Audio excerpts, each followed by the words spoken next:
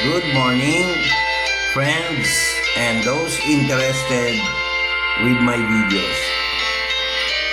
We are now going to talk about being true to others as being true to yourself. This is one secret on how we will deal with others peacefully. Marami sa atin gustong mabuhay ng payapa. Minsan, tutulak ka nila sa edge para magkasala. Iwasan na lang yan. Meron tip ang Panginoon sa aklat ni Santiago o ni James.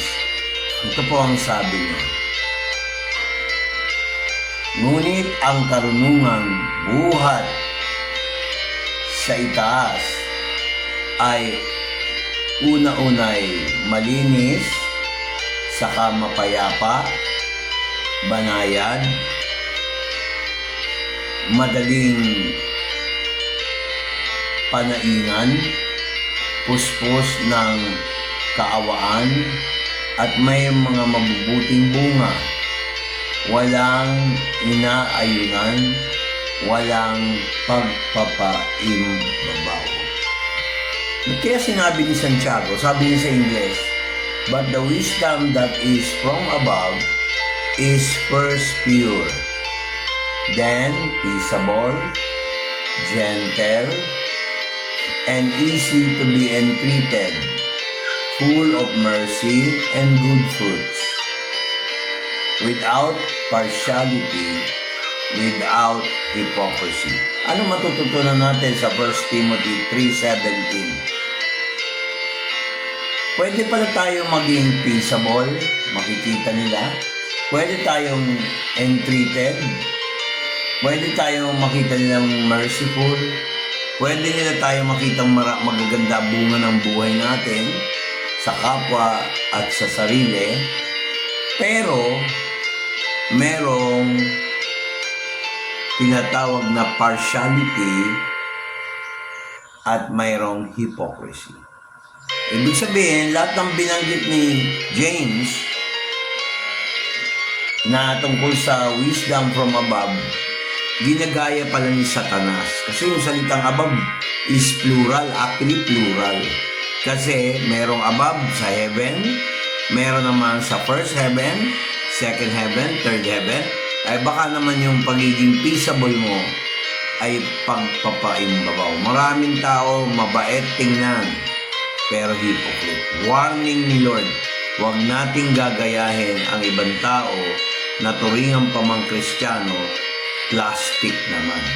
Kasi kung plastic ka, paano mo masasabing iyong pangalan mo ay nasusulat sa aklat ng buhay? Hamon to sa atin. This is the right attitude ng isang Christian. I'm not saying na perfect ako, pero at least sinusunod ko yung salita ng Diyos as a guide. Maganda yung nagsishare tayo. Ngunit ang karunungan buhat sa itaas, ano raw yun? Ulitin ko, ay una-una ay malinis, saka mapayapa, banayad, madaling panaingan, puspos ng kaawaan, at ang mabubuting bunga, walang inaayunan, walang pagpapaimbabaw. So hindi pala tayo pwedeng malinis, hindi tayo pwedeng mapayapa, hindi tayo pwedeng maging banayad, hindi tayo pwedeng maging madaling panaingan, puspos ng kaawaan, at mabubuting bunga kung meron tayong inaayunan, kung meron tayong pagpapaimbabaw. Ang pinakamahirap i-deal sa lahat ng tao ay yung mapag-imbabaw, yung taong may kinakampihan kahit mali.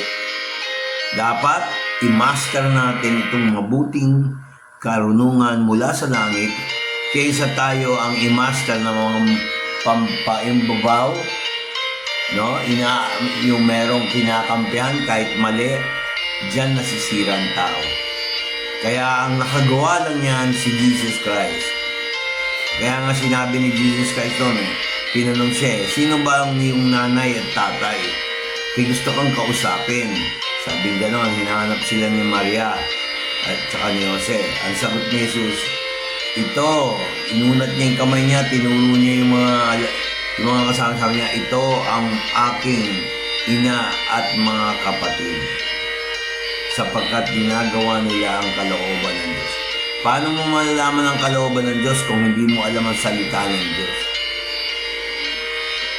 Kaya mga kapatid, naingat po tayo sa mga taong mabait, pero mapag-imbabaw. I hope natuto tayo. Huwag tayo maging mapag-imbabaw. Kaya ako sinabi to, hindi ako nagpaparinig. Kasi ito ay morning devotion na makikita sa James chapter 3, verse 17. Bye-bye!